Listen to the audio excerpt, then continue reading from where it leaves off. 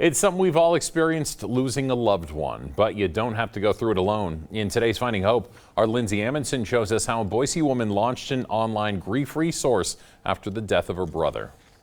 It's just truly shocking and really the most devastating, thing I could experience. Sarah knew she couldn't get through the loss of her brother alone, but when she started looking online for help, to her surprise, there wasn't a lot of resources in the Treasure Valley. It's actually in a session with my counselor and telling her how frustrated I was that there was just nothing really locally available. There just was not a lot, and there was not one place I could go. So exactly 1 year later, after her brother's tragic suicide death, Sarah launched My Grief Connection, an online platform that connects people going through grief and loss to resources and support groups. Just put on all those things that I found that had helped me.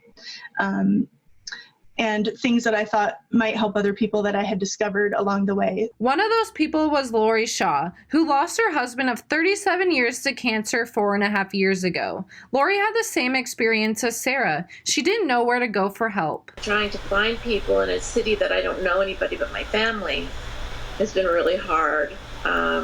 To find support groups of any kind has been difficult. Sarah and Lori's friendship was built from tremendous loss, but using My Grief Connection and finding her widow support group, Lori says saved her life. Be able to be surrounded by widows that maybe were a little farther along than you in your grief, it was so healing and so wonderful, and it was part of a sisterhood that I didn't even know was out there. Whether you need professional help, are looking for a support group, or are wanting to help someone else dealing with loss, My Grief Connection has all the resources for you.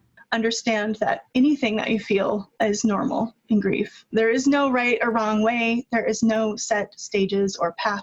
If you're feeling like you're really stuck, seek out support. Sarah wants you to know that you're not alone, and there is hope for life after losing someone you love. To find these resources, head to idahonews6.com and click on this story. Lindsay Amundsen, Idaho News 6.